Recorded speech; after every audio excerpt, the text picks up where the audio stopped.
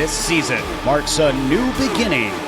Witness the raw power, iconic sound, and pure speed from the historic Lotus 79. Experience the competition and days of early 80s open-wheel action. Watch as drivers wrestle these ground effects cars into submission. Drivers will face off wheel to wheel. For some, it's a chance at redemption. For others, an opportunity to make a statement. All sharing the same goal, to be crowned champion. Who will be victorious tonight? The Lionheart Retro Series presented by DMLC Racing Channel starts now.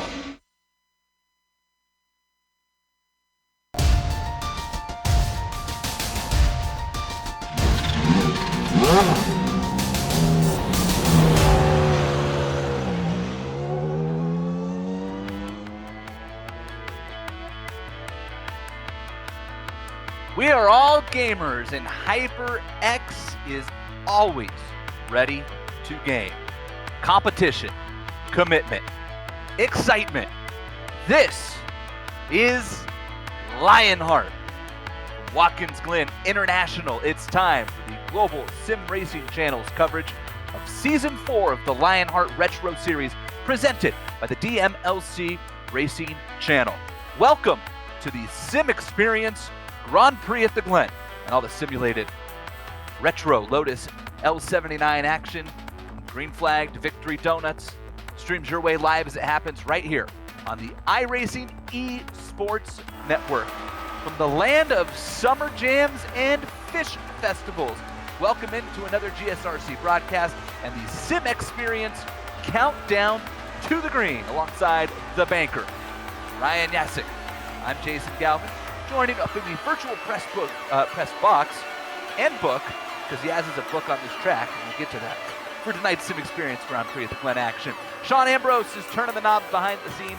Dougie Beard with those beautiful camera shots, including this one, the rolling hills at the Glen. Watkins Glen International has taken the torch here with the Lionheart Racing Series powered by HyperX as the first road course event annually in both series for the Lionheart Racing Series. The legendary track has played host to every major racing series in the world, and tonight the Lionheart Retro Stars taking the track. Let's take a deeper dive with our GSRC track guy.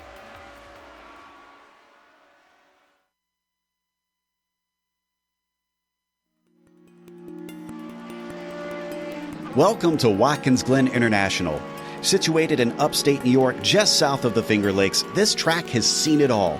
Few road circuits can boast hosting Formula One, IndyCar, NASCAR, and IMSA during its history. Though it did have a brief fallow period in the early 80s, thanks to the investment of local companies, it's grown into one of the premier road tracks in the U.S. With 4 layouts to choose from that range between 2.5 and 3.5 miles in length, lap times can vary greatly. But it also means it's suitable for lots of different levels of racing, from amateur to pro. The one thing that stays consistent no matter which car and which layout you're using is that Watkins Glen means speed. Many of the straights are very long, and the majority of the corners are fast sweepers. Some of them include a surprising amount of banking as well. Combine that with the proximity of the barriers, and this historic circuit retains a very old-school feel. Drivers in lesser-powered cars can expect drafting battles, while higher-powered machinery will test the skill and bravery of their pilots. Some of the turns are visually iconic, such as the carousel and the S's. Others, like the inner loop, the chute, and turn 9, greatly challenge even the expertly skilled. And of course, we haven't even mentioned the drastic amount of elevation change drivers experience. Between its rich history and popularity among drivers, this track stays busy and seems likely to be that way for a long, long time.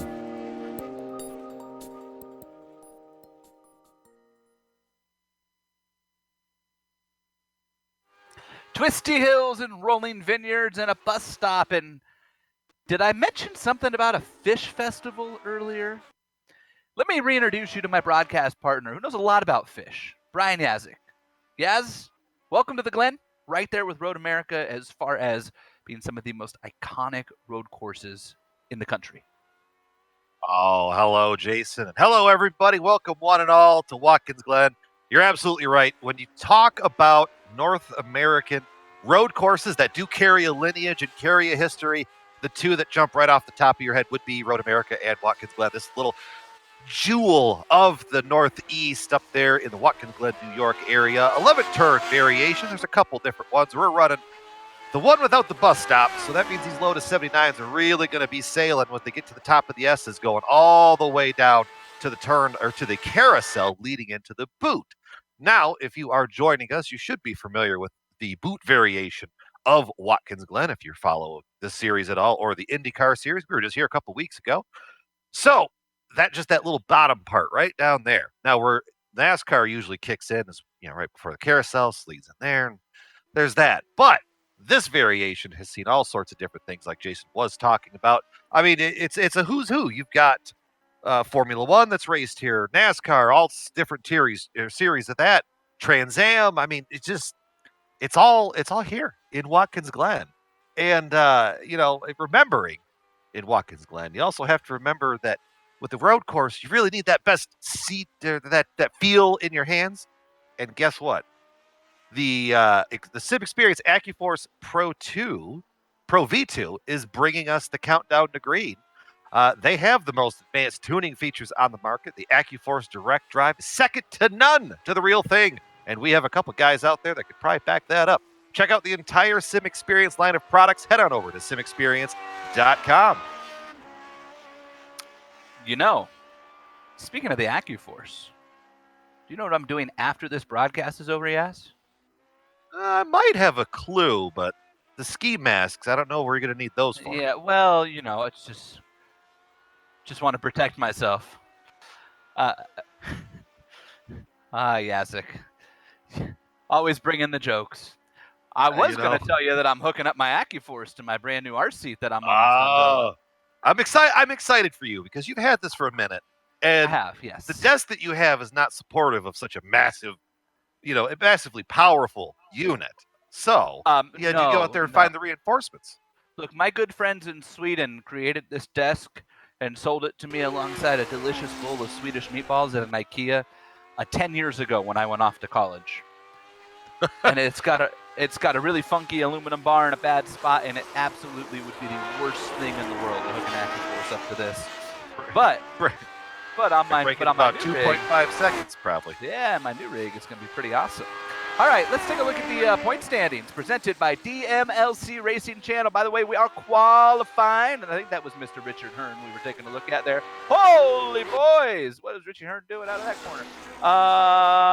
This is George Sandman, by the way, who's your points leader because he won at a Homestead.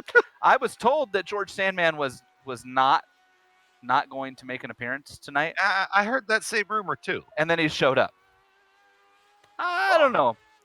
Something's a little fishy there. Like the concerts that they had here. Ryan Otis second, Finian DeCuna third, and then Trevor Malone and Mike Rigney. And of course, we only had one race so far. Let's look at the team standings presented by our good friends at HyperX.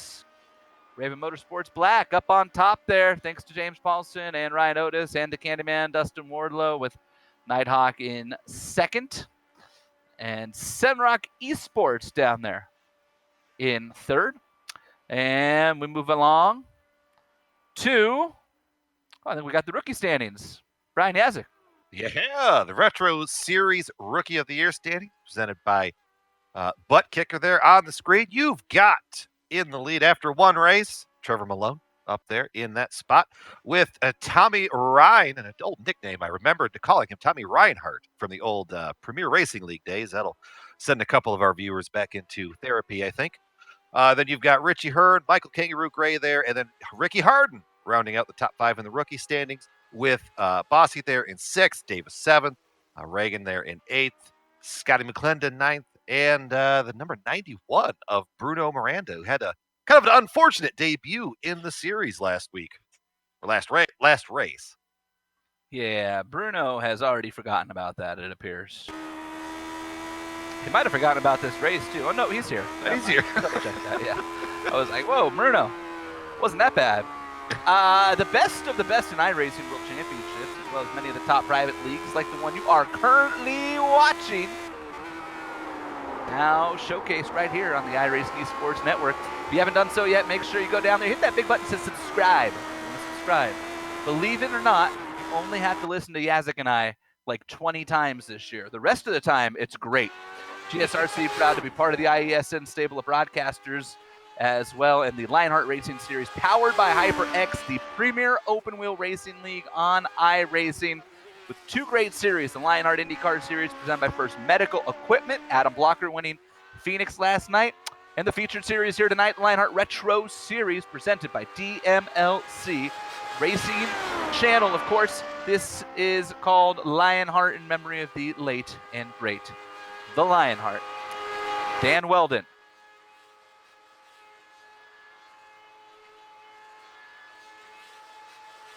Yeah, and there we go with the series details presented by Minus 273, the premier name in karting gloves. Their industry-leading gloves are super lightweight, durable, made of breathable poly spandex, the same material that the pants I'm made of right now. Whether you're a kart or a sim racer, Minus 273 gives you the control to reach victory lane. For more information on Minus 273's full line of gloves and apparel, visit www.minus273.biz. And don't forget about the promo code. We always got promo codes. LHRS for 25% off of your orders. Season 4 of the Retro Series, round 2 of 8. You see the 2 teardrops there. Means 2 drops, so you get 2 chances to come back from the disaster, as we've seen before with Watkins Glen, actually. We've got the Lotus 79 that we've talked about, adjusted fixed setup, imagine a committee designing, a committee crew chief, if you will. That's how we kind of build the setups here in Lionheart, with cash and prizes of $6,671. Let's take a look at the weather here tonight, which is today in Watkins Glen.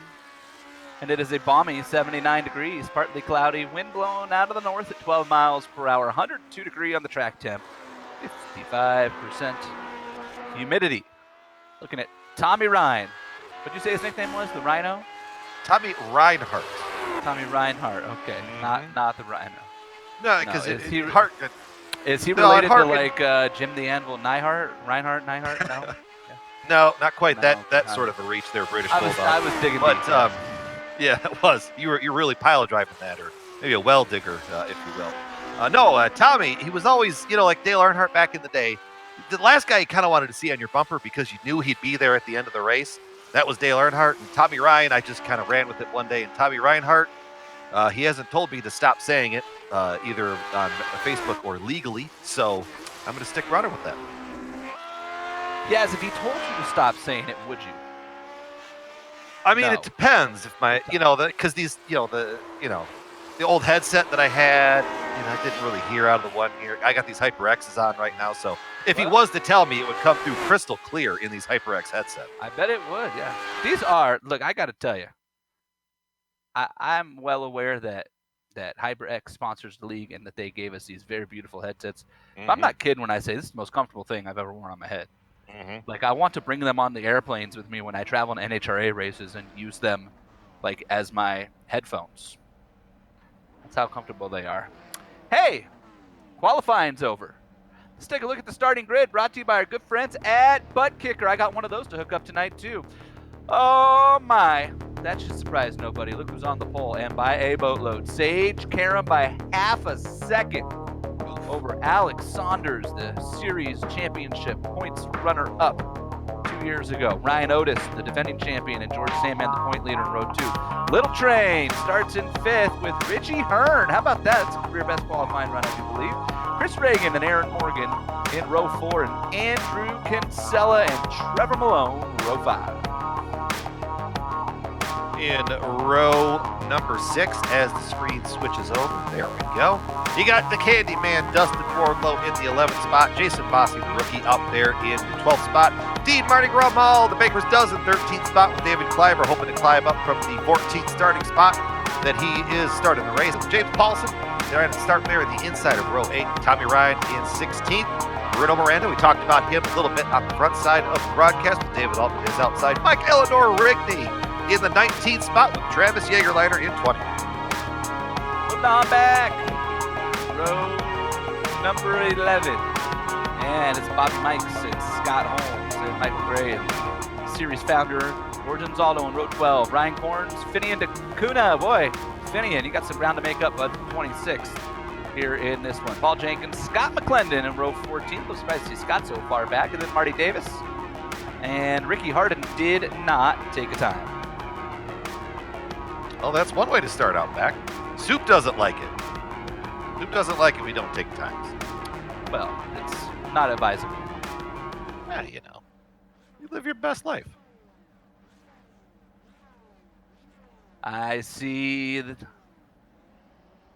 Double checking on how many cars here. 33, I do believe, who are going to take the grid on this one. Sam Crow, Adam Young, Doyle, Lawrence back there. Let's make sure those cars all rolled so we know for sure just how many cars that we have here as everybody starts to pull away for the pace lap, and they did indeed all load. So 33 cars to take the green flag here in the SimXperience Grand Prix at the Glen. You say we take a look at our on-board cameras here for this one, and we'll start with the Candyman, one of my best friends, the HyperX onboard, the number 9 car of Dustin Wardlow. Whatever you play, however you play it, HyperX knows that we're all gamers. Remember, promo code LionHRT15, LionHRT15 at HyperXGaming.com. Well, here we go. We're going to jump up to the next camera that we've got. You got pole sitter Sage Karam. I can't say he's my best friend. We're just Facebook friends. In the minus 273 cam, those durable, lightweight, breathable racing gloves. Don't forget the promo code LHRS, even if you got to say it out, all 4 syllables like that, at minus 273.biz. Ryan Otis, your defending series champion, with the big old number 1 on the side of that race car. Wear it loud and proud, Ryan. With the onboard from our good friends at SimXperience, the sponsor of today's race, second only to the real thing, SimXperience.com. And then from there, we got Finian Ducana back there in the number 94 machine, the Viva Motorsports onboard camera. They've got the perfect gift for anybody who's passionate about motorsports. Use that promo code. See, you got to pay attention to these broadcasts, kids. We got promo codes. Making it rain promo codes. This was Lionheart at vivamotorsportshop.com. David Cordy, race control, giving the last instructions to the drivers as they roll through the boot section of the track. Das Boot. The boot was not very fun for a lot of people when we ran here in IndyCar, myself included. Just a difficult section, yeah. It is. It's very tricky because you get these undulations in the track, and then you get this corner right here that you're seeing everybody go through, which I swear to God is the hardest corner on this entire track somehow because of just the way it's made. Or sim. Yeah, that too. I'm sure fans of the Nordschleife are yelling at us right now. Yeah, that's true. But then again, you know. Yes. Well, here we go. Set for 37 laps here at Watkins Glen International. 33 Lotus L79 open wheel rocket ships are getting ready to stand on that pedal on the right-hand side, and Sage Karam will lead them to the green. We're underway at the SimXperience Grand Prix at the Glen.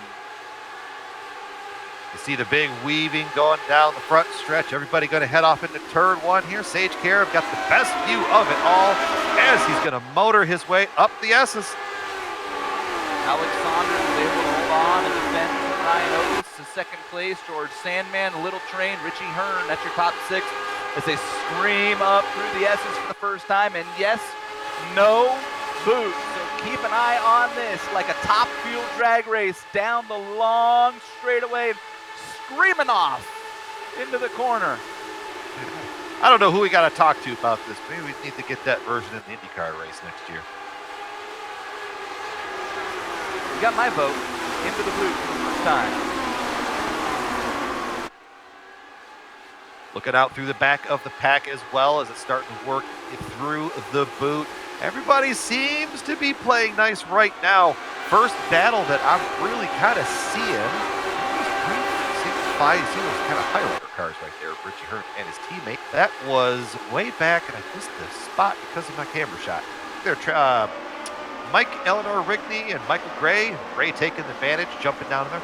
Bobby Mikes battling Scott Holmes, heading out of the boot, back out to the more recognizable screen here.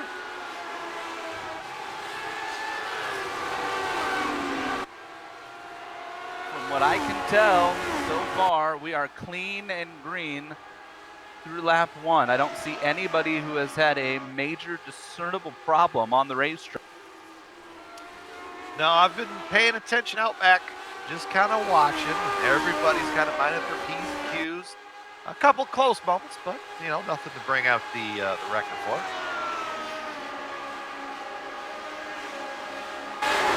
Taking a look at Mardi Gras Mole and Andrew Kinsella coming up through the S's. Look at Andrew Kinsella in that forest green and white entry popping out on Mardi Gras as they stream down the back straight. This is a battle to get into the top 10. Kinsella will edge ahead. Mardi Gras got the preferred line as they head off into the corner.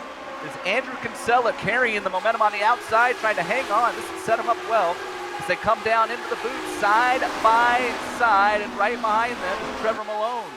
It's Kinsella sliding in front of Mole with Malone, and it looks like Jason Bossy back there as well. Boys and girls, if you want a picture of how to race going into through the carousel, oh, spit out right in front of Dean Mall. We were watching that. That's Ryan Otis. Oh, the defending champion. Ryan Otis is around. He's got it straightened back out. Let's take a look and see what happened to your defending series champion, Ryan Otis. You're going to watch it right there. Just that rear tire catching the slightest bit of dirt. I think he doesn't. If he grazes the wall, that's at most. From what I can see on the broadcast, car does look undamaged.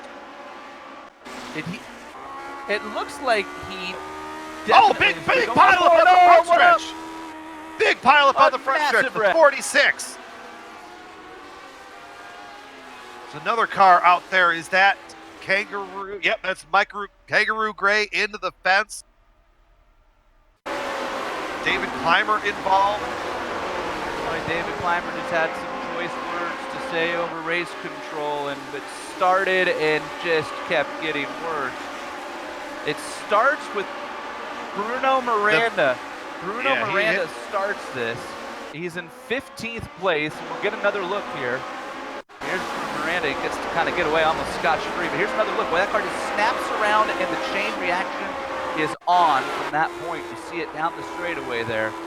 On board with Miranda. This is very weird the way this car goes around, Brian. It does. Oh, he caught the grass. Caught the grass just like Otis did half a track earlier. And then in that ensuing spin out, you see cars bouncing up into the tires. Chaos. Everybody's trying to sort it out. Tommy Ryan was involved as well. Scott Holmes was the green car that I think we saw in not Bruno, but the other green car that was resting against the wall. Well, that is going to eliminate a lot of drivers. Several cars flipped down the straightaway, a lot of damage. We're going to have to try to sort this out as we go. There's going to be several cars negatively impacted. We're back with your leader, Sage Harriman. He has said adios to Alex Saunders, lead up to 0.8 of a second, and they are really checked out from George Sandman now back there in third. And now what I'm wondering here, as we're going to go look at Lionel Kalisto up there in the 5th spot. It's like a battle between he and Richie Hearn. That's a battle you saw in the major series a lot. Looking back off the rear camera here, looking back at that big old spoiler hanging out the back.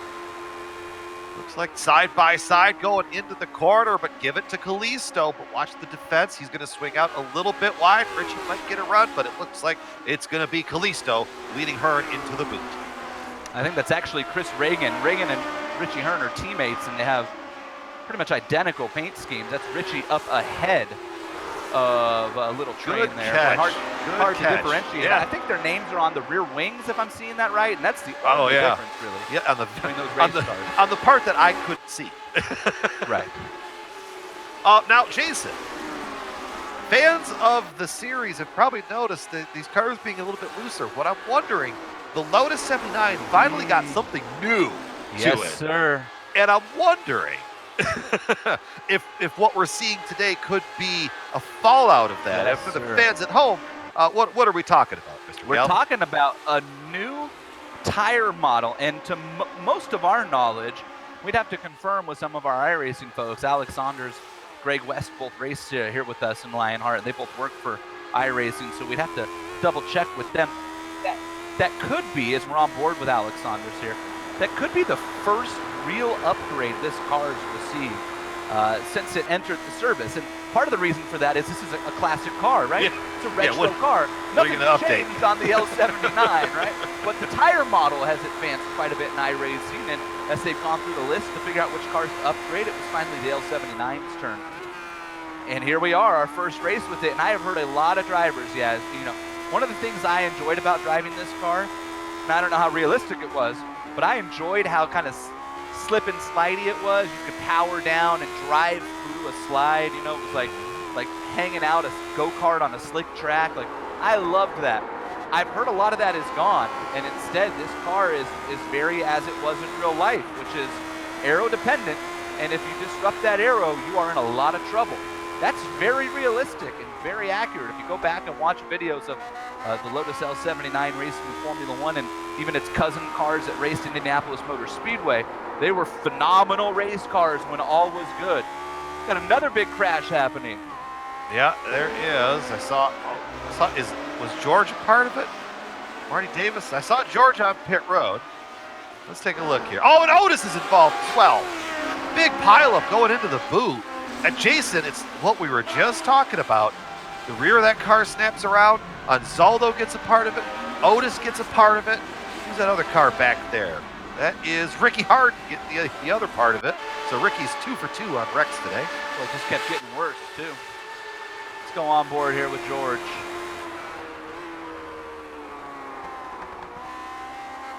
George is gonna kind of show up to this party and wonder what he got himself into. Now, kids, I thought we were practicing social distancing here. This is not 6 feet. In the air, maybe. Let me hold on. Let me get the CDC on the horn here. I don't think The that 6 one's feet gonna count fly. in the air. Yeah, George Anzaldo sitting on pit road. It's not the place he wants to be. Boy, look at the cars dance around, Yaz. Oh, it's wonderful. I've just been watching it. Just kind of my jaw's been hanging open. Boy, George Sandman is under attack, to say the least. Richie ate his Wheaties. He had his vitamins. He is on the wheel today. Look, I've been waiting for the night that Richie Hearn, like the light bulb clicked for him in this series, and maybe the new tire model is that light bulb for him, so to speak. But I mean, come on. It was. I think they had to turn the car to make it look like a light bulb, and then it all clicked. Well, it's pretty close. Talking about a guy who won a race in an IndyCar in Las Vegas. Was plenty competitive at the Indianapolis Motor Speedway throughout his career. It was just a matter of time before he started knocking on doors here in the Retro Series. And might I just say how cool it is. And we've all seen the boosts that iRacing and esports have seen throughout the otherwise not cool at all coronavirus pandemic. But while we're watching all the real drivers compete in these series on Fox now and the IndyCar streaming online, Sage Karam winning that race at Watkins Glen, I had the privilege of doing a race with the Junior Late Model Series here on the Global SimRacing Channel just a couple of hours ago. The 6th race series it'll start airing at 7 o'clock Eastern on Thursdays. That's late model stock cars on short tracks with kids 10 to 16, which, by the way, they do in real life. It's the real life series, just moved online during this pandemic.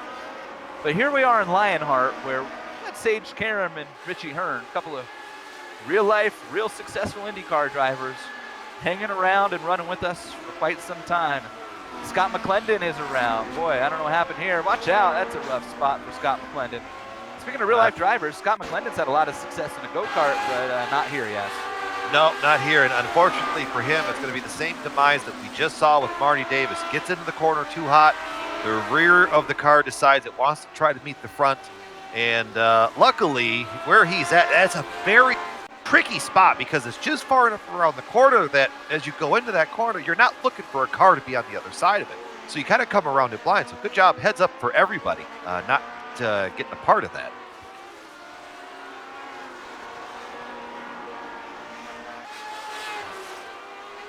Going, there we go. Looking at Scotty still. Jump up here. Let's see if we can find something happening on the track. Let's go up there with Paulson. Yeah, Bobby's getting a good run up the S's. This is where you're going to see that big old toe get a big run down the air quotations backstretch of the Watkins Glen International Speedway. Or not Speedway, facility. I got to tell you, I love Bobby Mice's paint scheme this year. Yeah. Oh, what did Tyler tell us to call it? Pastel? Oh, there's a car back tumbling there? down the back straight. What was that? That was... Oh, man, Andrew Kinsella. And he's still upside down. My Lord. Oh, that looks like something went wrong. Wow. Oh, goodness. I mean, that wreck looks straight out of Driven. Yeah, the only thing that we're missing is the pond for him to land in. That's a joke that maybe 7 people are going to get when they watch this broadcast. 2 of them. But I'm so glad that I made it. Driven is a cult classic in the Lionheart series. That's looks like a hardware failure on the steering wheel. The steering wheel, the monitor went black, something. One of those really important parts stopped working. That was catastrophic for Andrew Kinsella. Kind of like at Road America, not last season, but the season before when I went to downshift for turn 1. And we sent about 4 pistons about 5,000 feet into the air. You were right behind me on that one. I was. Sparks were flying. Oh, Richie's got their... Reagan has got the run. I got it right this time. Reagan's got it on Morgan. Try to maybe get it set up, but I think that car's about topped out on speed because we remember, boys and girls, we were talking about this at Homestead. The top end of this car, speed-wise, is not that great.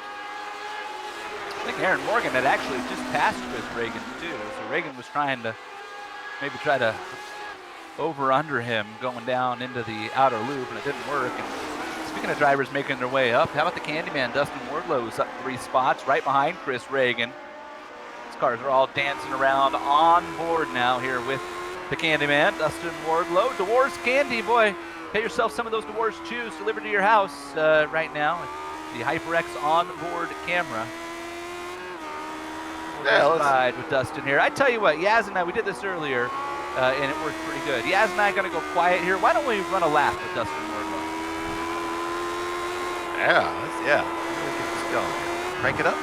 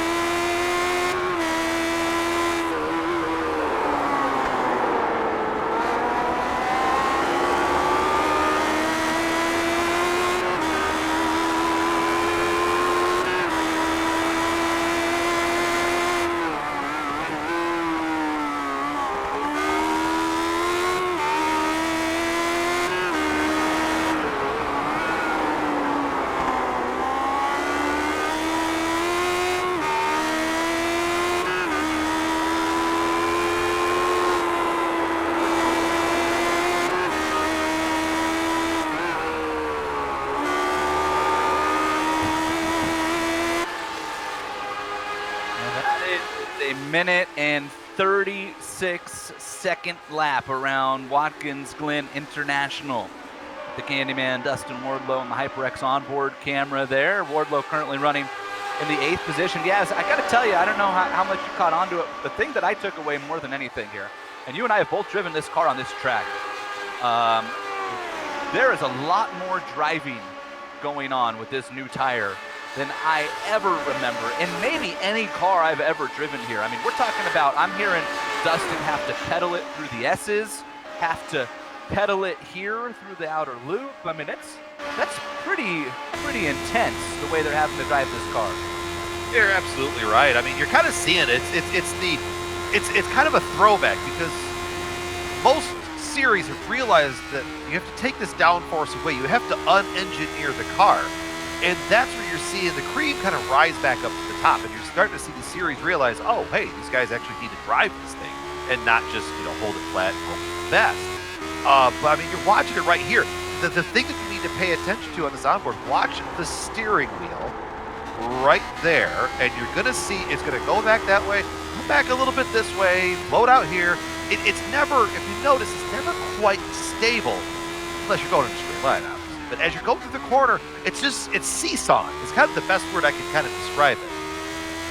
Watch this corner right here. This is where it gets really intense. We're going to move up now to Richie Hearn and George Sandman as they head off down towards turn 1. Richie is caught back up to Sandman. That's the battle for 3rd place. Oh, Richie dancing around right there. He's got Little Train closing in as well behind him. This is a solid 3-car battle to get back onto the podium, with Richie having some connection issues, and that's been a problem for Richie in the past as well, so we have to keep an eye on that, although I've not heard any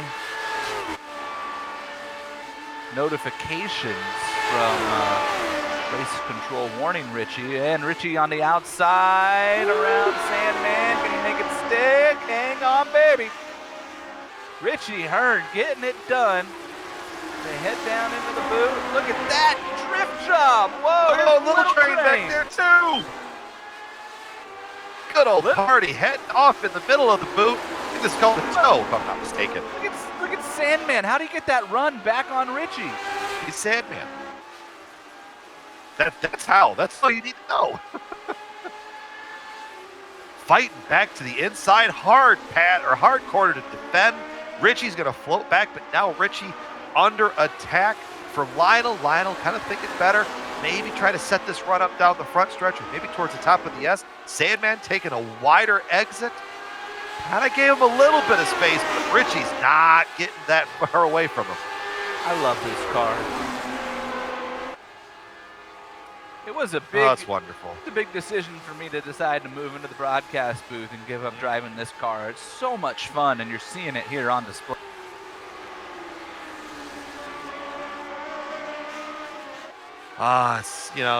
It's good. And just kind of seeing where things are going to go with it. And I think it's the exciting part, especially if you go down the road. And maybe some of the more technical courses as we go on through the season. I know there's a couple floating out there in the schedule that I don't have right in front of me.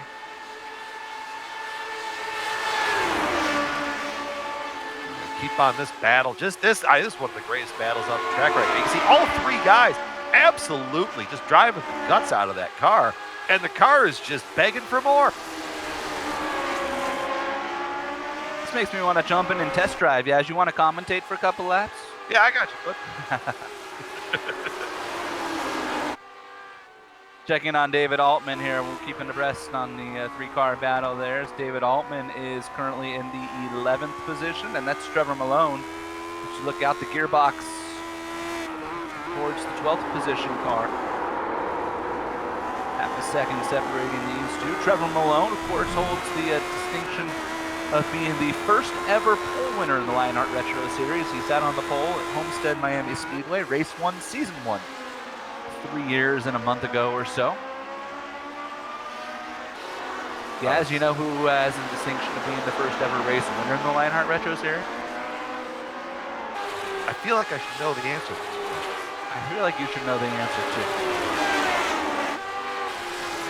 Mark Norbert.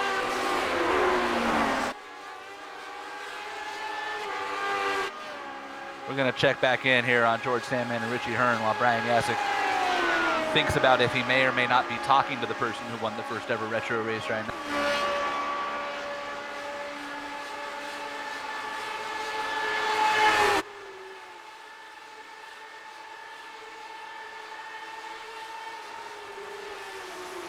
Whew, all right, boys and girls. Yeah, as Jason Galvin probably having the distinction of winning that first Retro Series race. Oh man, look at Little Train dancing around. I think that Mark Norbert joke, that was about for about 4 people that are going to understand it. Big Joe enjoyed it. Boy, Little Train. Man, look at that. Look at him working the wheel. Yeah, one of the other courses that I was talking about, I actually pulled up the schedule. We're going to Donington here in a couple.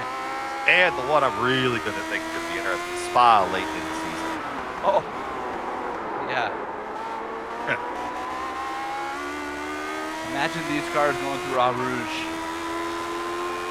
I could probably make the engine sound, but I think Sean in the production truck would kill me. Sean in the production truck has a permanent mute button. Yeah, exactly. You'd hear about half a noise before he just dead air. Sage Karam just uncorked the fastest lap of the race, by the way, 135.3. Up front, you're missing absolutely nothing as we'll check in with Sage and show you just how lonely he is right now. His lead has opened up to 2.3 seconds over Alex Saunders, and they are combined 8 and 6 seconds ahead of that battle for third we've been watching. We got about a country mile out back as you saw Sage turn into the carousel is when the third place car was just coming out of the S. So Sage Karam showing, well, now I'm thinking about this. He won our race, the IndyCar Series. He won the IndyCar Series race here, beating a bunch of real-world IndyCar people as well. That was on NBC, if I'm not mistaken, right? YouTube, I do believe. I don't think that got nationally. Okay. It was just a stream. Oh, that's right, because Greg was talking to stream. Okay. So he won that. Stream in iRacing history, from my understanding. And now he's going to be out here with a good lead. I mean, we still got a long way to go. And I do remember a bit of a wrinkle of fuel strategy, if I'm not mistaken here, Mr. Galvin. Yeah, we are about 3 laps away from the pit window. You got to get to 18 with a 37-lap race. And I'm told that the pit window is somewhere between 18 and 19. Depends on how hard you're pushing it. If you look at the minus 273 onboard camera here with Sage Karam, and we'll take a look as he just uncorked another fast lap, 135.138.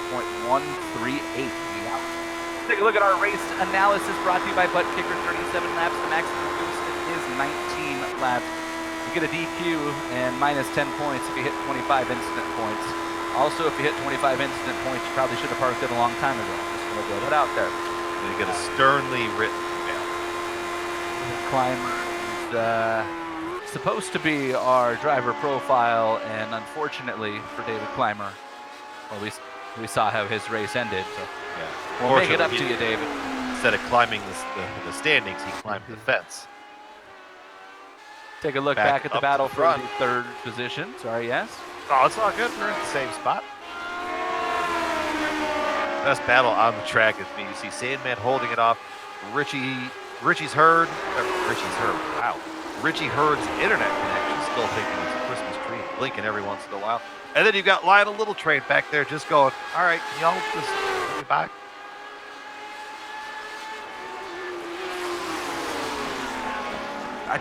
That corner is just so tough in no matter what series I've been in, that corner has been my arch nemesis of this facility.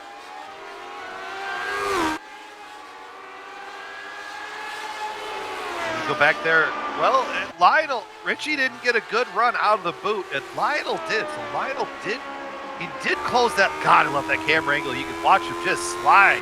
Woo-hoo, this is getting exciting. Lionel got a good run out of the boot, and then a bad run through turns 10 and 11. So that let Richie get back away.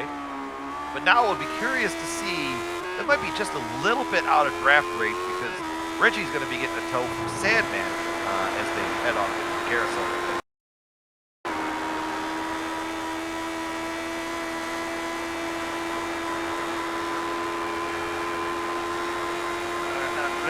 fight there. Got something else. Ryan Lotus is still floating around out there, 19th spot. A little bit of front end damage. You know, talk about our defending champion. Guy had a very good showing. Had a very good showing back there at Homestead, looking over the shoulder here. SimXperience camera. Working his way up there. There's, like I said, a little bit of front end yeah, you damage. can see the front wing damage just under the mirror there, Brian.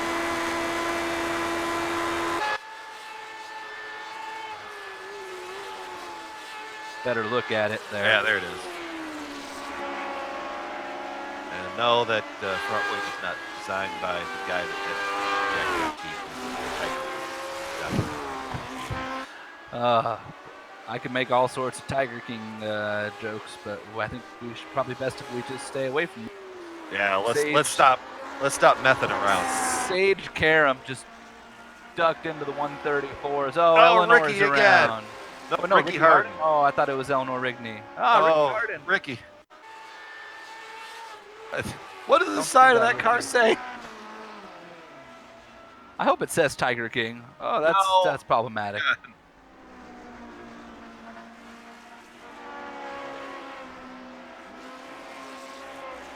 Oh boy, it's a tough spot to be sitting in. Ricky, it is, and Ricky's a good sport. The side of the car says Harden in the wall, which is his streaming handle. Ooh. But unfortunately for him, it's been a very accurate description of his Watkins Glen event so far. Oh, we got to change for position. Richie Hearn got around George Sandman, headed into the outer loop. Richie Hearn into a podium spot. Oh, Richie Hearn, he did it, and he got away. Look at this run Richie gets up through the S's as they danced around on old tires, and Sandman never had a chance here. Yeah, I mean, you have to take the defensive line because you can't leave the bottom open, but kind of a no-win situation for him there. You're right, yeah, as Richie is checking out right now, and Little Train's got to be going, come on, George, let's go, let's go, let's go. This isn't farming sim. This is iRacing. On board. Oh, Richie Hearn to pit road. Everybody everybody to pit road. 19 left to go. Hit it halfway right on the nose. So that eliminates that. Boy, Little Train's going to get around Sandman on pit road here unless he picks up a penalty. Oh, I'm very curious. Little Train just gave that spot back up. I'm awfully confused on what's happening. Sure. Exactly. Here's the other thing. Tires with the new tire model. Sure looks like it. That looks like everybody was taking well, rubber but on that. Sandman didn't. So Little Train did. Sandman didn't. Little Train got a speeding penalty as that's why he passed them. Little Train stuck on pit road. Ouch. Yep. And stuck. And still stuck. And oh man. It's the longest Adios time to the top ever. 10. Check back in on the leader in Sage Karam. Out of pit road, well far away, working his way through the boot. He's got enough fuel, hopefully, to make it to the end now. And yeah, the car's looking good. It's typical Sage at Watkins Glen. He's in the virtual world. He's got a stranglehold around this place. Boy, Little Train just popped out of the pits, yes, and he came out right next to Bruno Miranda, and they wreck! They wreck! Oh, Little no. Train's in the wall in the S's. Little Train came out of pit road, went side by side with Miranda through the S's. They got together on the second leg of it, and Little Train with heavy contact into the Armco, and that's going to pretty much end his event. Oh, man, that happened right in front of Ryan Lotus again. I don't know how you call that one. I think they kind of went for a spot, the same piece of real estate on the track at the same time. Boy, Little Train, you talk about from bad to worse real quick. Wrecking out of the podium spot. Checking in on our closest battle on the track right now, and it's Trevor Malone and David Altman. And Malone actually got around Altman on the pit cycle there.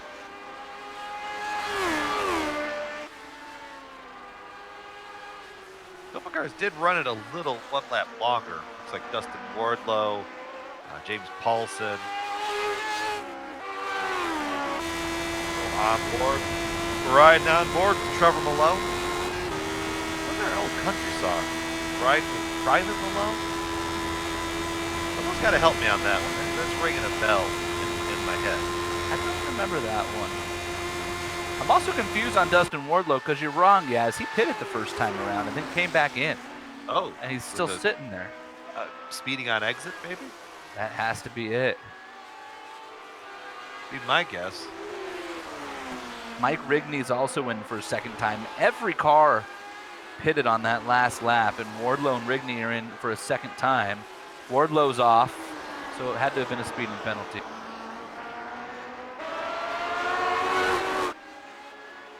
But the broadcasting curse just continues. Yeah. Sage is probably fine with us not talking about him then. Stay out here at this battle here. We're going to stay right there. We have a little bit of fun with Sean in the background. Boys and girls, if you haven't had the pleasure of hearing a broadcast with the one and only Sean Ambrose, there's a lot of work behind the scenes now because he's up the food chain now. You know, he's a big wig. He's so the boss. He works behind the camera now. Yeah, he's one of the bosses. He's the boss. I mean, you could be the boss if you pay me more than Joe. I'd just like to point out that when I worked in TV news, the people behind the camera always made more money, and I never understood that. Yeah. You know how hard it is to put makeup on every morning as a man? Would it make you cringe if I said yes? No, I would believe it, actually. Oh, check out this battle. Trevor Malone peeking out. David Altman. Battle for ninth now. Oh, Altman. Ooh. Boy, that was a stamp licker. That was, I'm going to go this way through the corner, and you can deal with what you're going to deal with. Look at the crossover. He went in, took the defensive road, pushed up a little bit.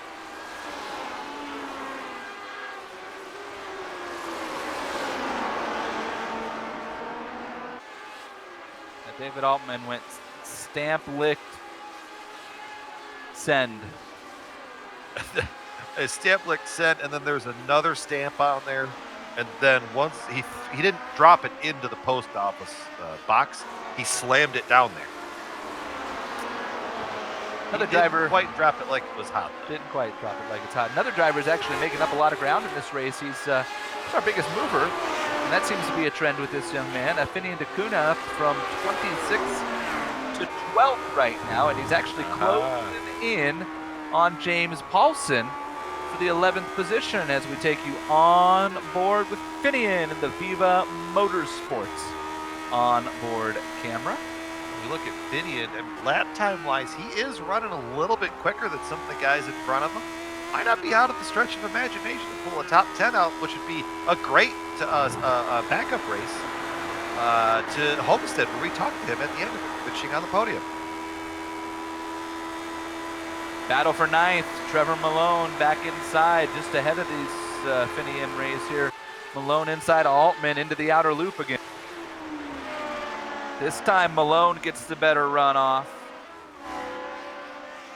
Takes the spot back. David Altman thought about sending it back on the inside there and then maybe thought better of it.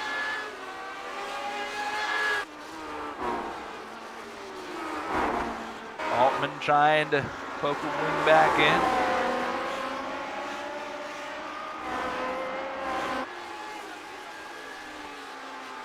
And a lap car about to be in the way here. That's Marty Davis.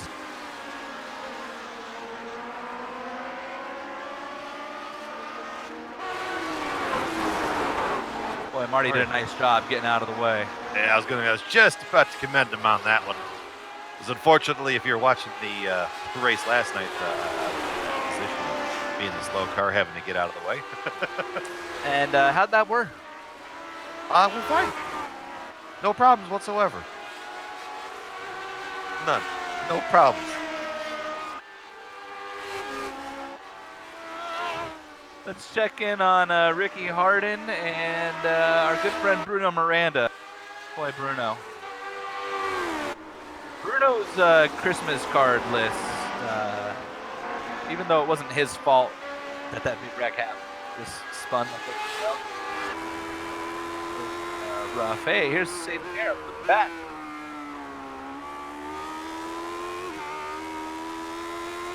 Minus 273 on board.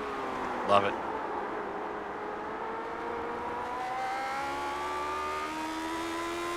Gets around Bruno.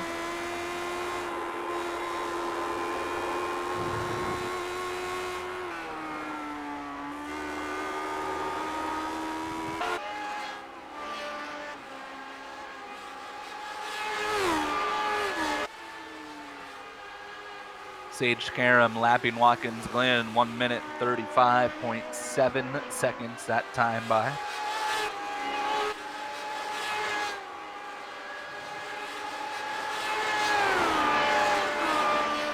Best battle on the track.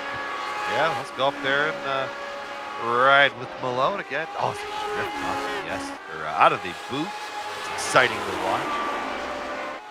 And these wonderful cameras provided by the one and the only Dougie Beer. Look at that. Yeah, let's take a little trip around Watkins Glen here. So we're going to kind of talk this one through. Parts. That's a very tricky corner. Jason probably tested that, trying to get that thing low down from the front stretch. But I'm imagining the challenge that's about to go in front of him there is more of a challenge to get that car wound down. But he's got the good grab though, riding right up on the rear wing. Altman side by side down the backstretch, and give the position to Trevor Malone. Getting that good run out of the top of the S's, moving his way up. Now he's got the clean air. Let's see if Trevor can start pulling away from Altman there, as now they work their way down into the boot. Woo! We've already seen Altman send it once, and he was about ready to do it again. Into one of the more deceiving corners here. Concrete patch kind of gives you the impression that that's the preferred line, and it's almost the other way, and they're side by side again. He got it back. He sent it. He absolutely sent it one more time. This is not a too wide corner. Daniel Ricciardo would have applauded that move. Out of the boot they come.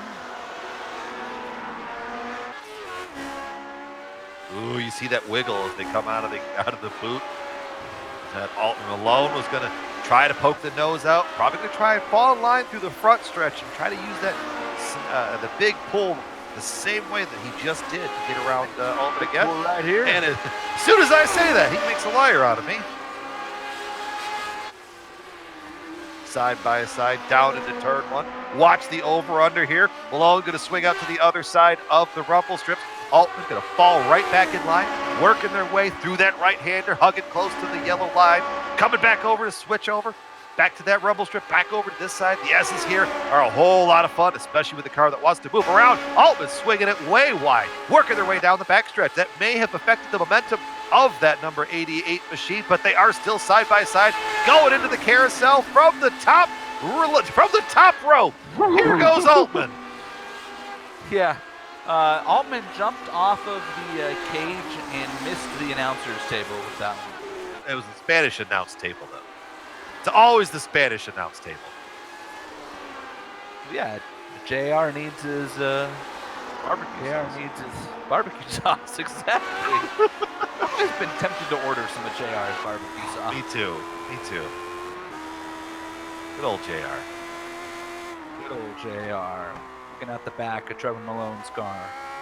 See, now I'll be curious because the roles have been flipped. The last time around, you saw them in that formation as you go down the front stretch. They flipped around, but now this time, Altman, he's going to have the toe and a little bit of courage, aided by some downforce from that machine. Sliding through here, the turn 11. Watch the cars dance all around. Ooh, that was a good corner there from Malone. Giving himself a little bit of gap to Altman.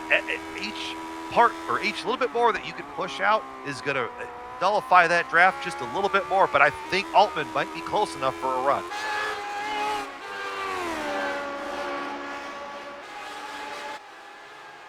Last time through, David Altman was able to really stay sucked up on the back of Trevor Malone. I don't think he's going to be there this time. Not quite. I thought he was going to be a little bit closer through the S's, but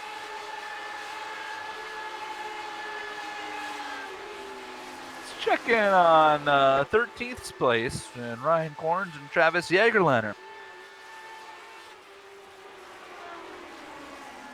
Ryan Corns and sporting that Mark Blundell tribute paper. That was Blundell? The entire the entire team sporting that.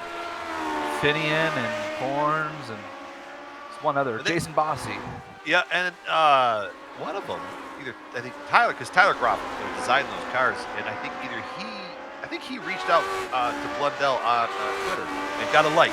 So that's all the sign off that you need on that one. Indeed. Boy, here's a fact that would win you a bar bet. We got George Anzaldo hanging out in the chat, providing all sorts of good knowledge and nuggets. Jason, would you believe that Travis Jagerleiner has the most laps completed all time in the Retro Series? I would believe it, yes. Oh, spin out right in front of everybody! Oh, boy. Marty Davis again. Oh, Marty. Marty might need to McFly himself back to pit road right there. Ryan Corns might need to McFly himself to the diaper bin. 4 tires and a change of pants. Just that lazy spin again. Oh, man. Ryan Corns.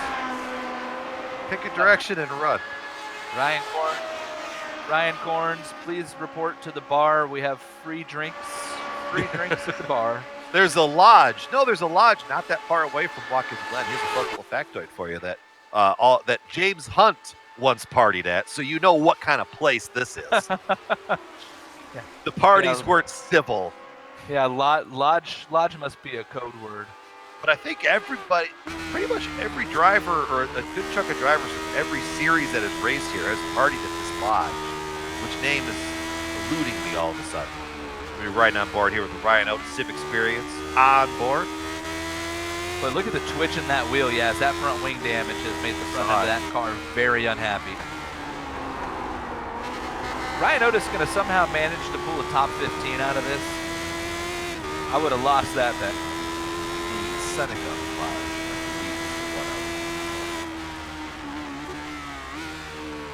Just to tie that all together. Someone in the comments would probably prove me right. Hey, hi everybody. Just come on out. Hey, thank you for spending your Thursday night.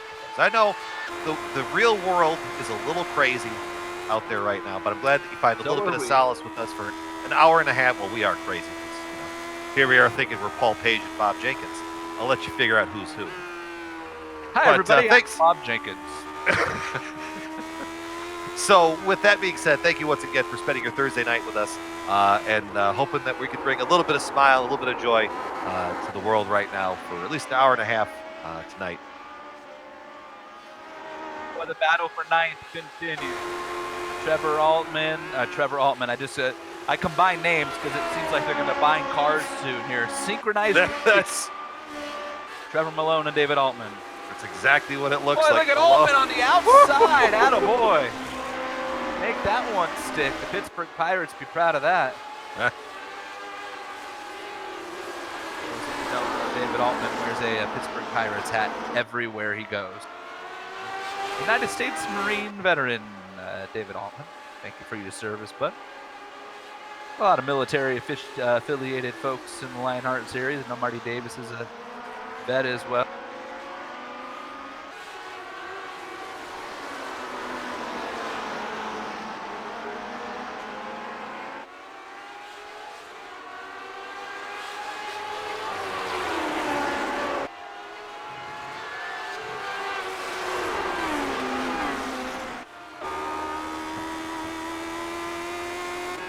Back on board here. You see Mr. Maloney. See Altman take a little slight defense right there, trying to set that corner up, going into turn one.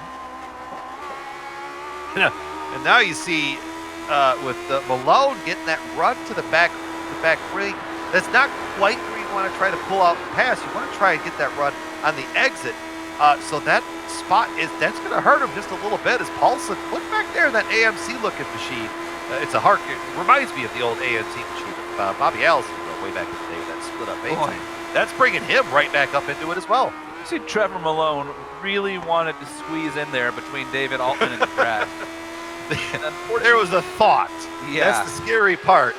We as drivers saw that, and we both said, "Oh yeah, he thought about that." It was about enough room there to fit a MotoGP bike, and that was a beautiful. We're not that was a beautiful MotoGP. Yeah, this is no Valentina Rossi out there. You saw that beautiful camera angle as they quickly around. Boy, Finian has joined the party here too. That told you. 4 cars.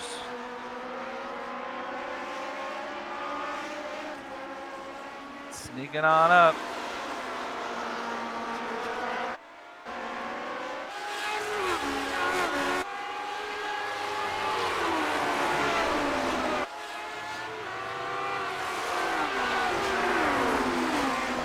Sean Ambrose says we got 6 million people watching right now. That's me. Shout out to all 6 million. 5.99 million of you watching from outer space. I think another planet that Sean's looking on. Anyways, as you see this battle gearing up towards or through the S's, once again, you see Altman was able to get away a little bit. Now that's sending Malone into the clutches of Paulson, and that is also bringing Finian up into it as well.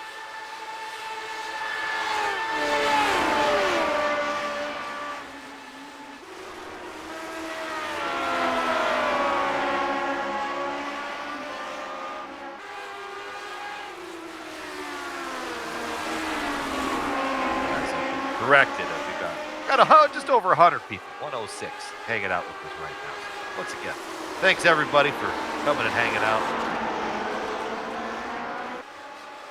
Checking back on board here with Sage Karam, your pole sitter, your race leader. On board camera with Sage, brought to you by -273. Remember -273.biz. You can check them out, have some fantastic deals on some of the best gloves that you'll find, and remember the promo code LHRS for 25% off your orders at -273.biz. I haven't had a chance to look yet. I meant to go look earlier. This is my fault, to see if their new inventory was in for 2020. I understand that is right around the corner, -273.biz. I'm waiting for that inventory so I can snatch up a hot new set of gloves for my SimXperience AccuForce V2. I was going to mention with Sage out front, the pole sitter has won every race here and has also led every lap of every race here. And Sage is 7 laps, just under 6 laps now actually away from history repeating itself for a 4th time. We got to go back to this battle with Altman, I'm watching Paulson, and Finian. It's absolutely incredible. These guys, I mean, you're seeing it the best. You want the best. You got them almost quite 4 abreast through here. And you're seeing the best series of the best Lotus series. There we go. As you see on the iRacing Esports Network here, you see it. These guys are hanging out of every single corner. Guarantee you by the end of this, they're going to be need to get some cooling going on there. Probably tongues hanging out. I mean, this car is putting them through the testers. There's another car that was just getting loose right in front of him. Man. That was the car of Doyle Lawrence. Oh man, Adam Young just gave Doyle Lawrence the hardcore jinx. The other jinx. Yep. Talking about how Doyle in his first race for that team was going to get them a nice strong finish. And Doyle's going to survive enough to keep it going, but that was rough. And it caused these 4 to spread out a little bit as well. I think the O bleep button went off. Yeah. See, Altman, he ran wide again. Here comes Malone.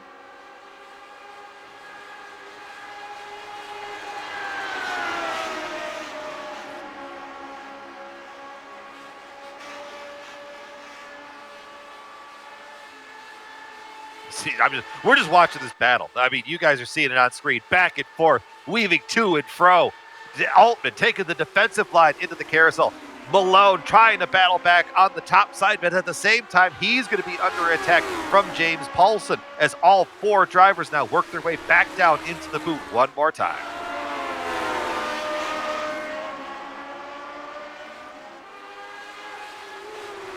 Meanwhile, we are down to 5 laps remaining when Sage Karam crosses the start-finish line here. 5 laps to go in the SimXperience Grand Prix. And we're going to check in one last time here with Dustin Wardlow. And I know the Candyman's going to be disappointed. He's the first car 1 lap down right now in 16th. At a surefire top 10. Pit road penalty, it appeared, that caused him to come back in and sit and sit and sit. Also caused him to lose a lap.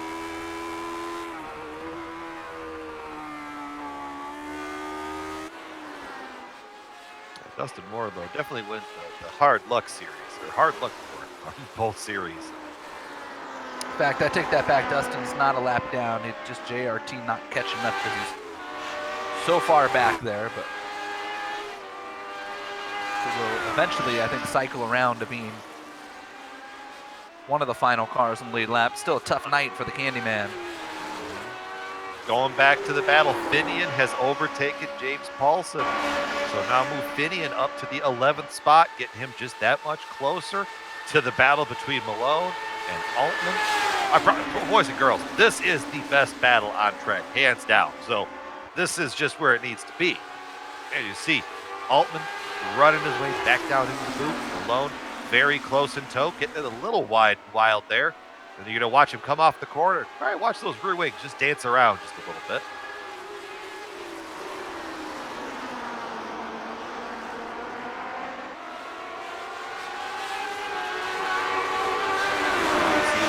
Looks like he's going to have to take the defensive route there. Malone under attack. Finian kind of showed his nose a little bit right there, going, I could make a move here. That whole move is just designed to maybe get the guy in front of you, take his eyes off of the screen just for that split second, maybe get that good run there. So working their way out of the boot. Check back in momentarily here with the battle for 3rd place, and Aaron Morgan trying to snag a podium here ahead of George Sand.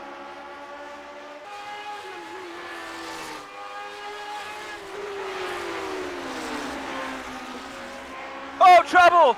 Trouble! Oh, David Altman! no! David Altman and Trevor Malone got together going into turn 1. You had a feeling that the potential was to end in tears. Oh, Let's take another look. That's...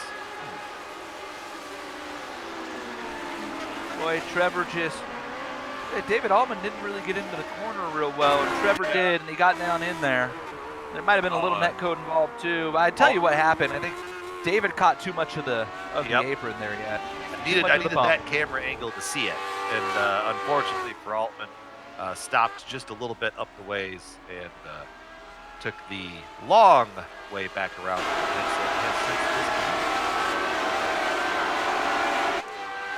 David had heavy contact there with the wall.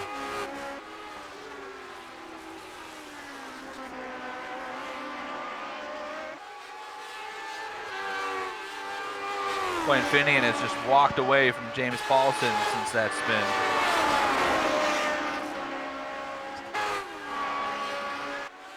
All of a sudden, Finian finds himself in 9th. 17 spot gain for Finian de Koonin. Woohoo! A little bit of drift there.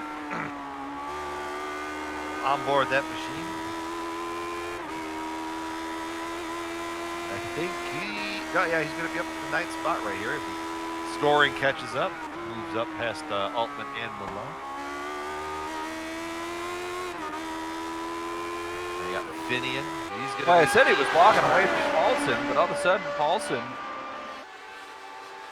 made a bunch of ground on the back half of that track, and we'll go on board now with James Paulson. Finian drifted wide, and that's going to give Paulson a whale of a run here. He has. I feel like Paulson has been really good on that whole section, just out of the boot. And It's a really good spot to be good at this track because you see, you can build that momentum into the carousel, try to take it side by side. Oh, look at that! There's more problems in front of him. That was Jason Bossy, Sam Crow. Sam Crow. Oh no, Sam Crow's a lap card. How did that happen? No. Oh no. Oh, Bossy spun on his own. Bossy spun out of 8th place on his own in the outer loop, and Sam Crow, I think, got there and went, oh, what do I do? And also lost it. I can't read Sam Crow's name without thinking of Sons of Anarchy TV show. Move Finian up another spot.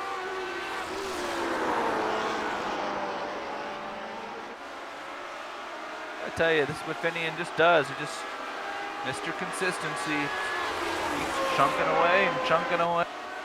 I think he said it after Homestead, if he could ever figure out how to qualify. I'm in that same boat. If I could ever figure out how to qualify, I'd probably be decent. Not be some washed up old has-been up here at the booth. Your words, Yaz, your word. 3rd place, Aaron Morgan and George Sandman with the lap car out in front. That might be Bobby Mike. I thought I saw the good old Oscar Mayer Pastels. No, I know it was Bobby Mike. That was the creamsicle machine. That's what Tyler. Oh, creamsicle. That's Tyler whispered that to me about, I don't know, 30 laps ago. I've been hanging on to it. Go up there. You see Sage Karam doing exactly what he did in the IndyCar Series race, and one of the last laps of the race being the fastest one. You see it right there, purple, with a 1:34.35, working his way through the S's. Doing exactly what he did here 1 year ago as well when he led every lap from the pole. Minus 273 on board on the final lap around Watkins Glen International for Sage Karam with a 6.8 second lead and no lap traffic apparently in front of him to deal with at this point.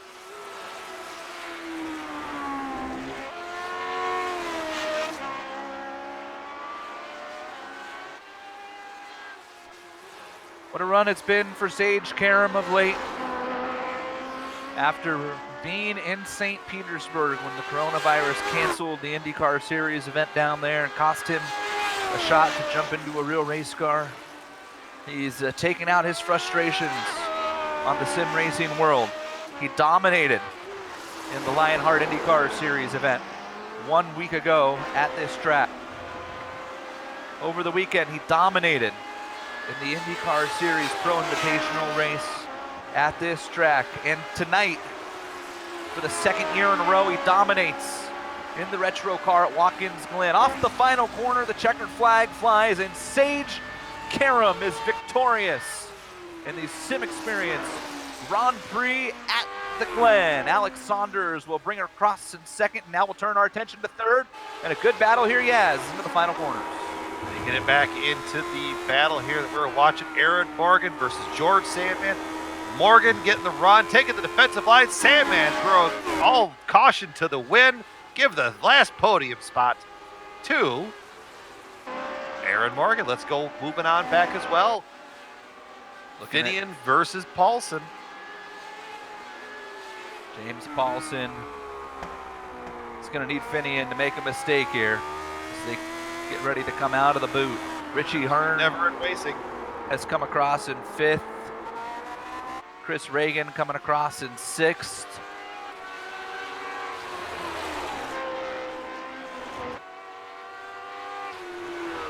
How about that? That is the first top 10 of Richie Hearn's career in the Lionheart Series. Finian able to hang on here in 8th place. Taking a look at 11th, the final corners. Bossy, Malone, Horns, they all come screaming across. Well, what a night for Sage Karam. We'll hear from your champion in the SimXperience Grand Prix at the Glen when we return.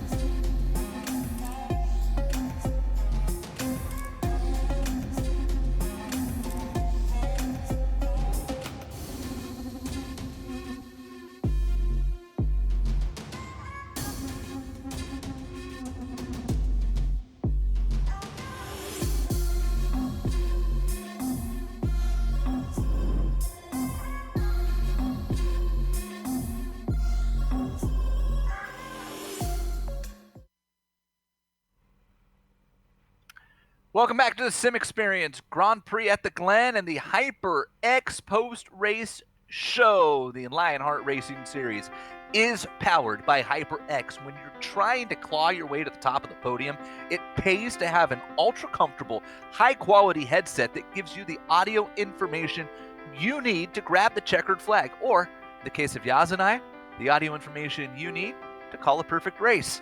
From high-performance DRAM and SSDs to outstanding microphones, accurate mice, responsive keyboards, and the legendary Cloud line of gaming headsets, HyperX makes the gaming gear you need to succeed. Casual or pro, no matter your creed, color, or culture, we're all gamers, and HyperX is always ready to game. Use the promo code LionHRT15, LionHRT15 at HyperXGaming.com. Let's take a look at our turn racing finishing order. If you don't have a pair of HyperX headphones for this segment, fear not. Turn racing, here to save the day. It's merging the gap between real and sim racing. You can use the promo code Lionheart10 at turnracing.com. That gets beautiful wheels over at Turn Racing. Sage Karam picks up the win here. Second year in a row, Sage has won in the Retro Series here at Watkins Glen, and the 7th victory of his career in the Retro Series. Alex Saunders comes home second, then Aaron Morgan, George Sandman, Richie Hearn, career best finish up there. In 5th place, Chris Reagan, Marty Gras, Dean Mall. Vinny DeCuna again just picked him off all night, finishes 8th. James Paulson. Jason Bossi recovered from that late race spin he has and still finishes in the top 10. Yeah, absolutely good recovery there. You got Trevor Malone, unfortunately, in the 11th spot. I say that because that night could have been so much more different for the driver of that number 34 machine. Brian Corns there in 12th with 13th, the Travis Yeager liner. Brian Otis recovering very nicely, for that matter, for a 14th spot finish. Last car on the lead lap with the Candyman Dustin Wardlow in 15th. Bobby Mikes in his creamsicle machine in the 16th spot with Bruno Miranda hanging on and finishing the laps, finishing 17th. Ricky Harden there in the 18th spot with Jenkins 19th and Mike Eleanor Rigney in the 20th spot. 21st place, and this is David Altman. We start to get to the cars that ran into some problems, and Altman with that contact with Trevor Malone with 4 laps to go, lost a top 10. Sam Crow as well back there. Doyle Lawrence we saw bounce off the wall with 6 to go. Marty Davis retired with 13 laps left. Little Train, Lionel Callisto, boy, you talk about a night didn't go as planned. Little Train was running to the top 5, and then he got a speeding penalty, and then he crashed coming out of pit road. Just like that, kaboom. Adam Young, his teammate in 26. Andrew Havakech-Kinsella with the driven replica crash down the long straight, followed by Scott McClendon, George Anzaldo, and Michael Gray. And rounding out back here, your 31st spot, Tommy Ryan, David Clymer, 46th, and Scott Holmes, unfortunately finishing 33rd. But the other end of the spectrum, Jason, you've caught up with the one and only Sage Karam. Yeah, Sage Karam rolling things in to SimXperience Victory Lane, the SimXperience AccuForce steering system, the most advanced turning features on the market. And the AccuForce Direct Drive, second only to the real thing. To check out the entire SimXperience line of products, head on over to SimXperience.com. Sage, great run once again. Back-to-back years, you qualify on the pole. You lead every lap of this one. And just a dominating performance. I'd ask you if you're tired of Watkins Glen, because you've had to have turned 1,000 laps here between the 2 IndyCar races last week and this race here tonight. But if you're going to dominate all 3 of those races, you probably race here every week. No, I am absolutely sick of this place. Just wanted to clarify. Yeah, I am ready to get out of here. But no, I mean, obviously winning is great, and this place has been really good to me. So, yeah, I mean, I did so many laps in preparation for the IndyCar race here that we had in Lionheart, and then straight after that, I went into like hard preparation on a completely new setup for the IndyCar challenge that we did. And when that race was done, I had 380 laps complete, coming into this race. So, I mean, I'm just beat of Watkins. And then on top of that too, I'm having to juggle the IMSA stuff I'm doing and also this week's IndyCar stuff at Barber. So, and then also the Lionheart IndyCar series we raced last night too. So, I mean, I've been nonstop on the sim. It's pretty impressive that my girlfriend still loves me. That is impressive. Well, fortunately for you, I understand that the sim could technically be used as on-the-job training for your real-life job. So you have an excuse there. It's built. Yeah, I mean, I don't know how much training I'm getting in right now for real life stuff. We're just having some fun and but I mean, obviously it all helps out a little bit. But yeah, I'm Sage, just I was trying to trying stay to give busy. you an out there with her. Yeah, Like, man. Yeah, yeah, I know, yeah, I honey, know. I have to practice. I've got to run the race tonight. It'll I've been trying to give totally. myself an out for years See, with the Galvin and sim. I are married guys. You just got to hang around us. We got you, man. Yeah, well, yeah, we're full of the tips for how to get away to the sim for a little bit. Hey, Sage, let me ask you this: because you run so many cars on this sim and you've been around racing so long, the new tire model, your first chance to race with it here tonight. How much did that change things in this car? Well, it changed the car a lot. I didn't know how much it would change it. I knew it'd change it a little bit, but it was a heck of a lot different than I was used to. I mean, it was a completely new car. Um, I didn't get any practice before today in this car with this tire model, and I came in like an hour before the race, and I did like 20 to 30 laps just trying to figure it out. Got a good handle on it, but yeah, it was strange. It definitely.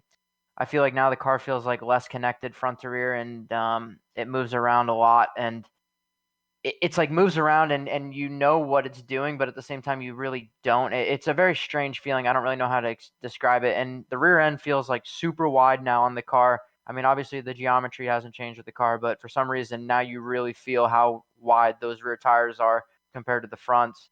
There was plenty of times in practice where, like coming into the last corner, I just dipped the rear wheels off the, on turning there on the grass and just hit the wall. So I had to really be on top of it today, and it was definitely a challenge. Well, Sage, congratulations! Great run for you here, and good news. You don't have to see Watkins Glen next week. Thank gosh. Sage Karam, back-to-back years, dominating from the pole and winning here at Watkins Glen. Brian Yazek's caught up with your runner-up. And Alex, I mean, it was kind of a good race from your perspective. I mean, you kind of gapped everything you needed to be, and you just kind of rode by yourself for a while. I mean, it couldn't have been that much fun, right? I mean, it definitely got lonely in the middle there. It was interesting. This was my first experience at the Lotus on the new tire, and I found it was enough of a job just to keep it from murdering me at all times. So from that standpoint, driving by myself wasn't too bad. Yeah, a little bit of R&D on the fly, right? Yeah, pretty much. Yeah, we're talking to Sage just prior, and I'm curious your thoughts too, because I know you're a little bit more connected on the data side of things than probably more than the average person. So he said it feels like with the new tires, the front to rear is a different feeling, like a disconnect, and you really feel the rear tires. I'm curious your thoughts on the tire model with the Lotus 79. Yeah, I guess I would agree with that pretty much. I know the set that we ran today was different than the sets we were running last season. For instance, like we had some really high rear tire pressures, which I don't know how much that affected it, but it definitely felt like as the stint went on, I was just driving it more and more on the rears, and especially through like the carousel through turn 11. There was some pucker going on. So yeah, definitely something to get used to. And we have, I think, four of the next 5 races are road courses, so we're going to get lots of practice. You kind of stole the thunder from my next question. I was wondering, I mean, of any of the ones that's coming up, what are you looking forward to most? Probably Phillip Island, because the last time I drove the 79 there, I managed to go off in turn 2 4 times in the same race. That's the sort of thing that sticks with you. I'm familiar with that sand trap there. Yeah, I got very familiar with it. But I mean, I think it'll be interesting. We get a little bit of a mix of tracks. Donington's always fun. Most sports really fun and flowing. Phillip Island's great. Indy Road probably isn't my favorite of the ones we have coming up. But yeah, I mean it'll be an interesting challenge, and definitely baptism by fire with the new tire. Well, I mean, that's just the best way to be. Hey, look at that. You were a poet right there, and you didn't even know it at the end of that one. Yeah. No, I'm just really tired, man. Oh, there's that too. All right, well, we'll let you get off to bed, Alex. Thanks for coming to talk to us. Congratulations on the second place step on the podium, and we'll catch you down the road. Thanks, guys. Appreciate it. Absolutely. And Galvin, you caught up with our driver of the road and out the podium, the one and only Aaron Morgan. Yeah, Aaron Morgan coming home in the third position tonight. That's your fifth career top 5 here in the Retro Series, and a solid run for that 48 car, Aaron. Ended up, for the most part, uneventful, but you did have to contend with George Sandman there over the second half of the race. It was a lot of fun to watch. Yeah, I never thought coming this week I'd be racing George. I thought he'd be up in the front racing like Karam and at least Saunders, but I can't believe I actually passed him on track, let alone kept him behind me. But I think he also mentioned he was saving some fuel, so I think that might have been the big reason. But I exceeded my expectations by far. I asked Sage about the new tires on this car. What were your thoughts on it tonight? Oh my gosh, they are potentially deadly. I had a lot. I listened to some of their saying. Both Saunders and him said they had some pucker moments, and I did too. I felt like in the practice I was getting both oversteer and understeer at the same time. And I had to get used to it, but it's different. I think it leveled the field out a lot more than what we had before, because usually we'd have those top 4 guys just run away and they'd be like 40 seconds ahead, and then it'd be us fighting for best of the rest. There's nothing wrong with leveling the field out a little, right? Yeah, I think it's actually pretty good. Once I saw the pace of everyone, at first I was like, oh god, this is so hard, this is weird, and then the race comes. That's pretty good. Well, you get the big finish tonight, back up onto the podium, and guess what? Get to keep trucking along here in what do we got? Another 2 weeks before we jump back on the track here. Yeah, I'm pretty excited. This was a better start than I was hoping for last week. 2 weeks ago didn't go too well, but I'm pretty excited to finally get some points going. Just drop race on the last one. Well, we look forward to seeing you back on the track as we head over the pond to Donington for our next event. And that's Aaron Morgan coming home in the third position here tonight. And that's going to do it for us here in the SimXperience Victory Lane. The Lionheart Retro Series would like to thank a couple of people here, including our title sponsor, the DMLC Racing Channel. If you're looking for entertaining sim racing content, look no further than DMLC Racing Channel. Follow 2019 Lionheart Retro Series Driver of the Year Mark Cohn's racing escapades, battles for wins and voice wrecks with cat-like reflexes, all while providing commentary sure to make you laugh, cry, or go, man, Galvin and Yaz really suck. Follow along by subscribing to the DMLC Racing Channel on YouTube, or like his Facebook page at DMLC Racing Channel. I said that about Galvin and Yaz because Mark runs with us over on the IndyCar side. Our friends at HyperX, so whatever you play, however you play it, HyperX knows we're all gamers. Use the promo code LionHRT15 at hyperxgaming.com. And our friends at SimXperience, second only to the real thing, SimXperience.com, the sponsors of tonight's race as well. And of course, our good friends at Butt Kicker. I cannot wait after this race is over to go hook up my SimXperience Active Force wheel and my Butt Kicker, my new rig. Feel what you've been missing. Use the promo code LION2020 at thebuttkicker.com. Hey, I use that promo code. Works pretty well. If you want to contact any of our sponsors that you've seen on the screen, head to LionheartRacingSeries.com. They do a great job there providing all these sponsors with clickable links as well. The original music that has been brought to you here in this broadcast from our good friend June Mulan. Contact June by heading to that web address on the screen right there. I want to thank all of our partners that help make this broadcast possible here.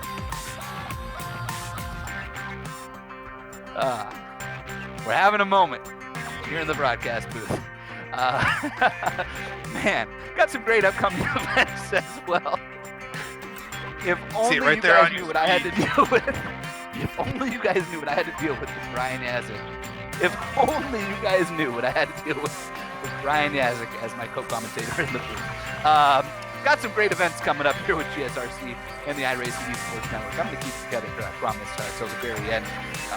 The race is coming up right here. Remember, the Lionheart Retro Series does return April 16th for round number 3 at Donington, as we just mentioned. GSRC and IESN will be there bringing all of the action. And we'll hope that you will join us as well. Follow along with Global SimRacing Channel. We're online, we're on Facebook, we're on Twitter, we're on the Instagram. Sean runs all of them. He will not tell you what Ryan Azik is typing right now in my ear. Apparently, oh no, he doesn't anymore. This is breaking news. We need to have an interview about this. If you're not a GSRC YouTube subscriber, please head over to the GSRC YouTube page and subscribe there. You can check out the merchandise store as well, gsrc.storenvy.com. I need to go buy myself a shirt. Finally, on behalf of the entire crew here tonight, Ryan Yazik, Sean Ambrose, Dougie Beer. Thank you all for watching as Sage Karam wins the SimXperience Grand Prix at the Glen. So until next time, I'm Jason Galvin. Remember, the only one who remembers came home second, your wife and your dog. Good night.